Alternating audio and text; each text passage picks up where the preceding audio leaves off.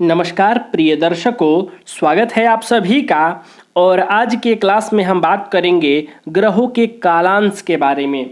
प्रिय दर्शकों, ग्रहों का कालांश यानी ग्रहों का उदय अस्त अवस्था। ग्रहों की एक अवस्था है जिसमें ग्रह उदय होते हैं या अस्त होते हैं। उदय और अस्त ग्रहों की ये दो अवस्था है। आज उस अवस्था को समझेंगे जिसे ग्रहों के कालांश कहा जाता है। प्रिय दर्शकों, कौन सा ग्रह अस्त कब होता है यह हम समझेंगे और उसका उदाहरण इस कुंडली पर भी समझेंगे। और ग्रहों की दो अवस्था है, उदय और अस्त। यहाँ देखिए, उदय और अस्त। तो जब हम ग्रहों का अस्त अवस्था समझ लेंगे कि ग्रह अस्त कब होते हैं, तो हमें स्वतः ही समझ में आ जाएगा कि ग्रह उदय कब होते हैं। यानी अस्त का सूत्र यदि उन पर लागू नहीं होता है तो समझिए कि वो ग्रह उदय हैं। और अस्त होते कब हैं?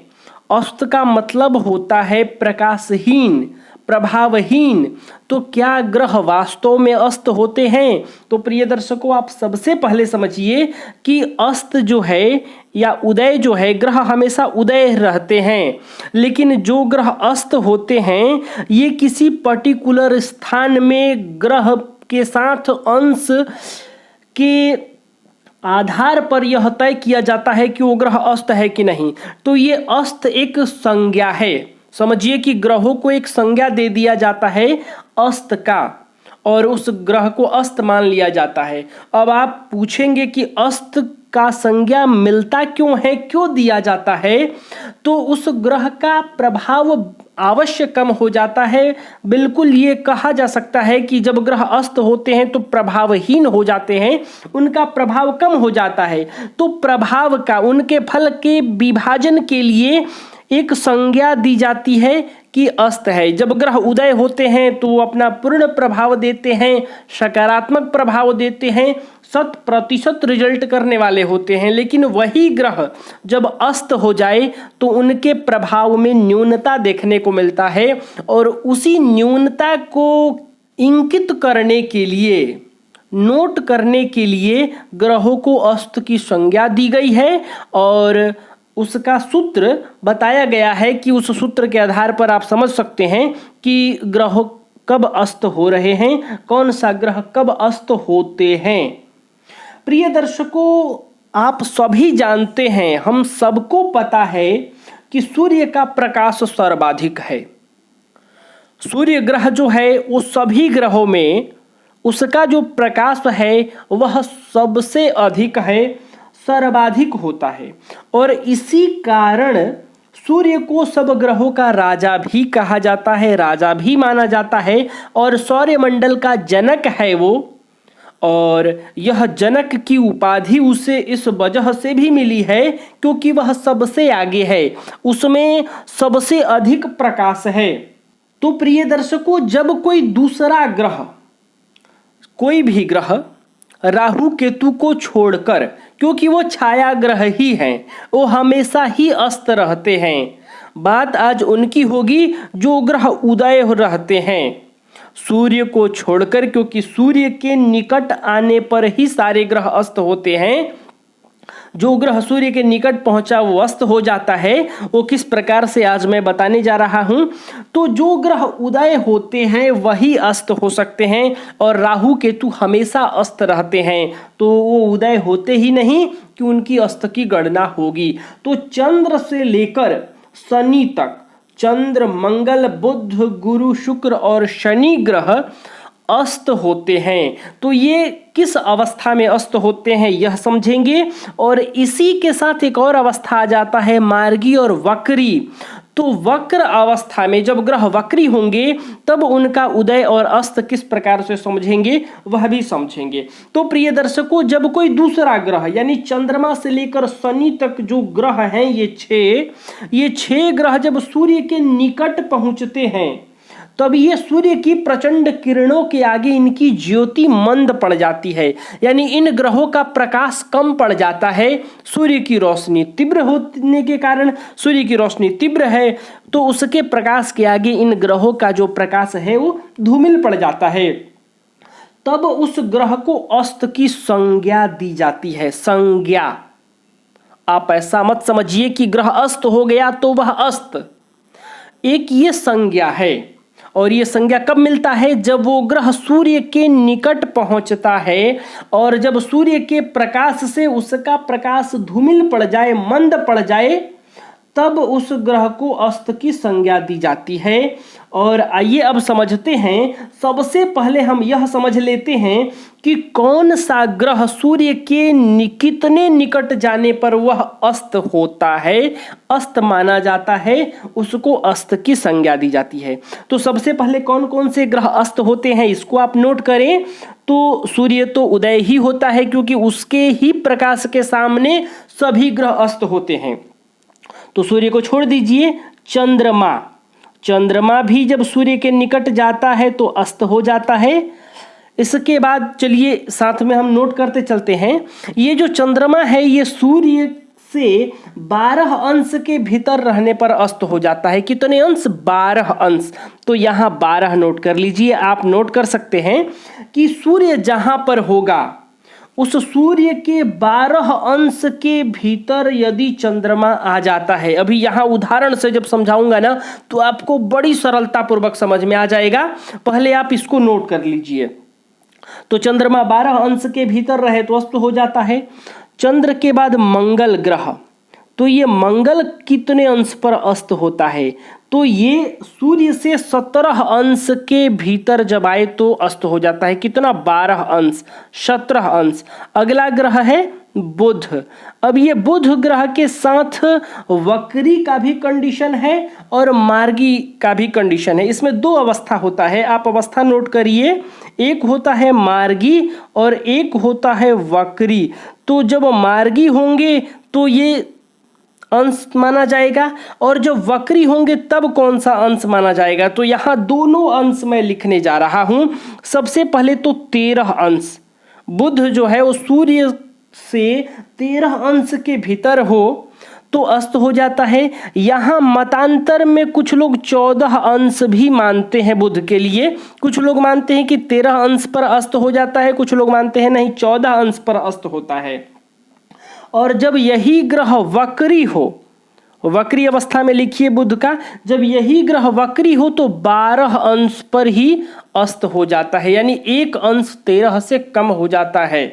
इसके बाद बृहस्पति, गुरु ग्रह भी अस्त होते हैं। ये कितने अंश पर अस्त होते हैं? तो ये 11 अंश पर अस्त होते हैं। अंश आप ऐसे भी लिख सकते हैं। गुरु के बाद शुक्र, शुक्र के साथ भी वक्री और मार्गी का कंडीशन लागू है। तो ये 9 अंश पर अस्त होते हैं। कुछ लोग मानते हैं कि ये 10 अंश पर अस्त होते हैं, 9 पे नहीं होते हैं।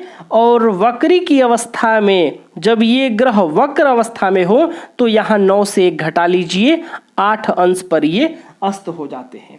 शनि ग्रह के बारे में बात करें तो शनि ग्रह जो है यह भी सूर्य के निकट आ जाता है तो अस्त हो जाता है और इसका अंश है 15, यानी 15 अंश के भीतर, ये चीज भी आप लिख सकते हैं, 15 ये अंश हो गया के भीतर अस्त होता है, अस्त होता है।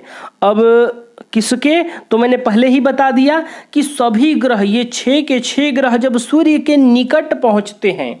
अब आपने निकटता में भी समझ लिया आपने कि चंद्रमा जब है तो ये 12 अंश के भीतर रहेगा तो ही अस्त होगा। अगर 12 से अधिक हो गया तो ये अस्त नहीं माना जाएगा।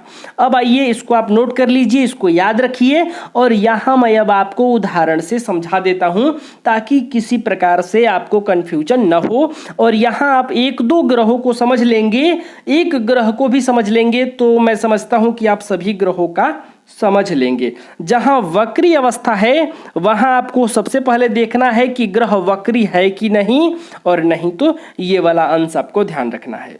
अब प्रिय दर्शकों यहां देखिए एक भाव का मान कितना है। एक भाव का मान है 30 डिग्री। कितना, एक भाव का मान होता है 30 डिग्री। जो लोग पहले के मेरा क्लास देखे हैं उन्हें पता है कि संपूर्ण ब्रह्मांड का मान यानी कुंडली के 12 भावों का मान होता है 360 डिग्री। और 360 डिग्री में जब आप 12 से भाग करेंगे, 12 से भाग क्यों, क्योंकि कुंडली में 12 भाव हैं, तो जब यहाँ भाग करेंगे तो एक भाव का मान निकल कर आएगा 30 डिग्री यानी 30 अंश। यानी प्रथम भाव का जो मान होगा, यानी मान का मतलब आप क्षेत्रफल समझ लीजिए, जिस प्रकार से आप समझिए कि पहला जो स्थान है इसका क्षेत्रफल, इसका मान है 30 डिग्री, दूसरे का भी 30 ही होगा। 12 भावों का मान बराबर है 30 डिग्री और संपूर्ण भाव का मान या ब्रह्मांड का मान 360 डिग्री हो जाएगा। इसको निकालने के लिए भी आप 30 से गुणा 12 कर देंगे तो आपको प्राप्त हो जाएगा 360 डिग्री। करके आप देख लीजिए। तो एक भाव का मान या आप एक राशि का कहें, यहाँ 12 भाव और 12 राशि से भी आप करके देखेंगे तो एक राशि का मान भी निकल कर आएगा 30 अंश और एक भाव का भी मान निकल कर आएगा 30 अंश। तो अब यहाँ देखिए कि किसी न किसी राशि पर ही ग्रह होंगे। जैसे उदाहरण के लिए चलिए हम यहाँ मेष राशि भी लिख लेते हैं, 1 2 3, ताकि आपको और सरलता हो जाए समझने में। यहाँ 4 5 6 7 8 9 10 11 12। अब सूर्य के निकट आने पर ही ग्रह अस्त होते हैं। तो सबसे पहले हम यहाँ सूर्य को बैठा लेते हैं और हम यहाँ ज्ञात करेंगे। सबसे पहले हमें यहाँ पता करना है कि इस सूर्य का अंश कितना है, सूर्य कितने अंश पर है, क्योंकि यहाँ अंशों से ही यह ज्ञात होगा अस्त अवस्था। तो सूर्य का अंश कितना है। अब हम मान लेते हैं कि सूर्य यहाँ 12 अंश पर है। सूर्य कितने अंश पर है, 12। और अब यहाँ एक राशि में, यहाँ देखिए, अब आपको यहाँ जो मैं 30 बता रहा था इस 30 को आप कैसे समझेंगे कि सूर्य यहाँ मेष राशि पे भी कितना रहेगा, 30 अंश रहेगा, क्योंकि 12 राशि है। पूरा भचक्र ब्रह्मांड का मान कितना है, 360। ये 360 आप भाव और राशि दोनों तरह से समझ सकते हैं। तो एक भाव का भी मान 30 अंश हो गया और एक राशि का भी मान 30 अंश हो गया। तो आप यहाँ राशियों से ही समझ लीजिए कि सूर्य यहाँ मेष राशि पर 30 डिग्री चलेगा। कितना, 30 अंश चलेगा। और 30 अंश के बाद ये कहाँ पहुंचेगा, अभी 1 नंबर की राशि में है तो 1 के बाद 2 में पहुंच जाएगा। तो यहाँ भी ये 30 डिग्री चलेगा। तो ये हो गया मेष राशि का 30 डिग्री, ये हो गया वृषभ राशि का 30 डिग्री, 30 अंश हो गया। और ये सूर्य यहाँ आया कहाँ से होगा, तो 12 नंबर की राशि पर चलकर आया होगा। गति यही होगा, 1 से 2, 12 से 1, 1 से 2, 2 से 3 बढ़ता आएगा। तो 12 का भी 30 डिग्री आप नोट कर लीजिए। जब आप इतने अंशों का गणना करेंगे, यानी 90 डिग्री का जब आप गणना करेंगे, विचार करेंगे, तब आपको बढ़िया से समझ में आ जाएगा। अब यहाँ देखिए, जब यहाँ सूर्य 12 अंश पर है, इसका मतलब है कि इसके 30 अंश को तो कब का छोड़ दिया।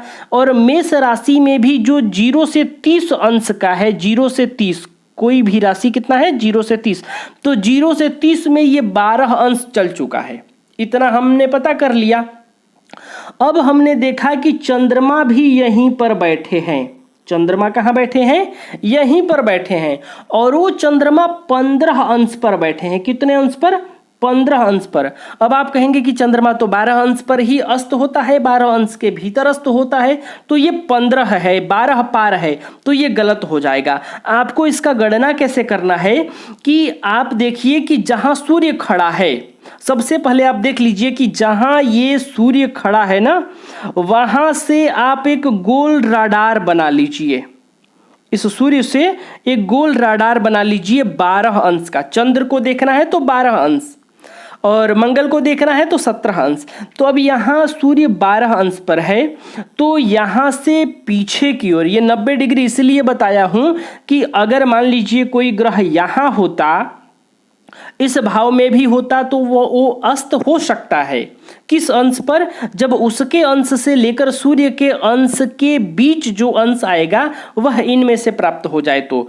या यहाँ से कोई ग्रह आगे बढ़ गया है, इधर आ गया है और सूर्य से चंद्रमा की दूरी उतनी है जितनी पर ये ग्रह अस्त हो जाते हैं तो वो अस्त हो जाएंगे। जैसे देखिए, सूर्य यहाँ 12 अंश के हैं और चंद्रमा यहाँ 15 के हैं, यानी मेष राशि पर 0 से 30 अंश के डिग्री में सूर्य 0 से 12 तक चला है और चंद्रमा 0 से 15 तक चले हैं। यानी 12 और 15 में कितने का अंतर है? तो आप कहेंगे मात्र 3 का, क्योंकि 12, 13, 14, 15, 12 के बाद 13, 14, 15, 3 अंश की दूरी पर है। अगर मैं कहूं कि यहाँ 2 लोग खड़े हैं, यहाँ ये सूर्य खड़ा है तो यहीं पर यहाँ चंद्रमा खड़ा है, इसका आप कह सकते हैं 12, इसका 15। तो अगर मैं किलोमीटर में भी आपको बता दूं तो समझिए कि 3 किलोमीटर की दूरी पर है और ये कितने किलोमीटर पे अस्त हो जाता है? 12 किलोमीटर पर।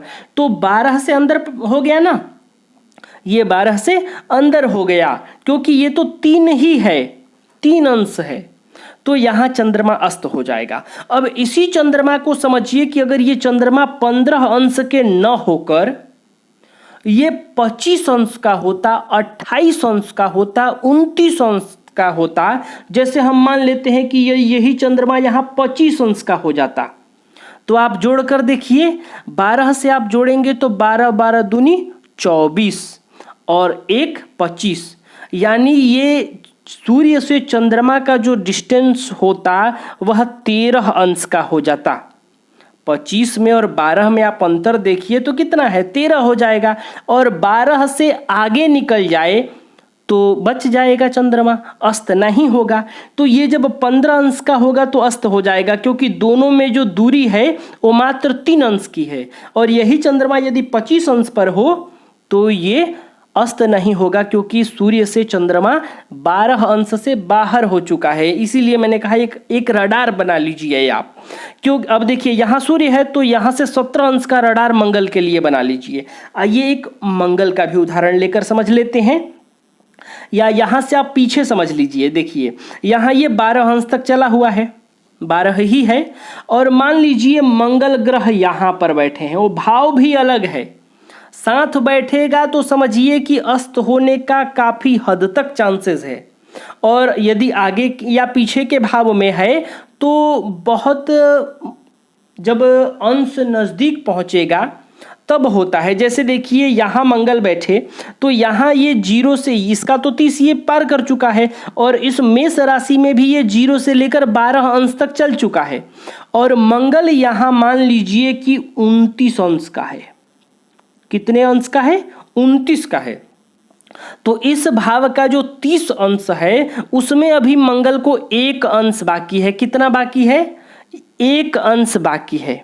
किसके? 12 नंबर की राशि पर मंगल को अभी चलना 1 अंश बाकी है, और इधर कितना सूर्य चला है? 12 अंश। तो 12 को लिख लीजिए और दोनों को जोड़ दीजिए, कितना मिला? 13 अंश मिला।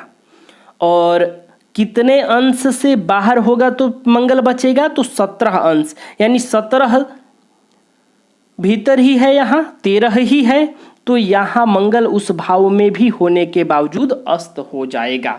और यदि यही मंगल यहाँ 15 अंश का होता और यहाँ ये 12 अंश का होता, तो इस भाव में मंगल को अभी कितना चलना होता? 15 अंश चलना होता। तो आप यहाँ 15 लिखेंगे और इसमें कितना चलेगा? तो 0 से 12 तक, तभी तो सूर्य के बराबर पहुंचेगा। तो 15 में आप यहाँ 12 जोड़कर देखिए कितना हो जाएगा। तो हो जाएगा 1, 1, 2 और 5, 2, 7, 27 अंश, यानी 17 अंश से अधिक हो गया। तो यहाँ अगर 15 अंश का मंगल है तो अस्त नहीं होगा, 29 अंश का मंगल है तो अस्त हो जाएगा। यानी आपको सूर्य से देख लेना है कि जो सूर्य का अंश है उस अंश से ग्रह कितने दूर हैं, उस ग्रह के अंश से और इस ग्रह के अंश को आपको जोड़कर ज्ञात कर लेना है। और कैलकुलेशन ये आप तीनों का करेंगे, 30-30 का। जैसे यहाँ हमने किया ना कि इस भी राशि पे मंगल है, 12 नंबर में है, तो यहाँ 15 में है, तो अभी पहले तो इसका 15 चलेगा, 15 अंश चलेगा। इसके बाद इसमें आकर फिर इसको 0 से 30 तक गति करेगा, चलेगा, और फिर यहाँ भी आएगा, कोई ग्रह तो चलेगा। जैसे कि हम मान लेते हैं कि यहाँ सूर्य जो हैं किसी और भाव में ले लेते हैं। जैसे उदाहरण के लिए मान लीजिए सूर्य यहाँ बैठे हैं और सूर्य यहाँ 25 अंश के बैठे हैं और इस भाव में शनि ग्रह बैठ गया और शनि ग्रह यहाँ 5 अंश का हो गया। तो सूर्य जो है ये 7 नंबर की राशि पे 25 अंश चल चुका है, तो कितना बचा है यहाँ 5 अंश बच गया है जो तुला राशि का होगा। और शनि यहाँ कितना चला है 5 ही चला है, तो 5 5 जोड़ेंगे तो 10 आ जाएगा। और शनि जो होते हैं ये 15 अंश के भीतर रहेंगे तो अस्त हो जाएंगे, 15 अंश तक रहेंगे तो अस्त हो जाएंगे, 15 से अधिक होंगे तो अस्त नहीं होंगे। तो यहाँ 10 ही प्राप्त हुआ, तो इस अवस्था में यहाँ शनि अस्त हो जाएंगे।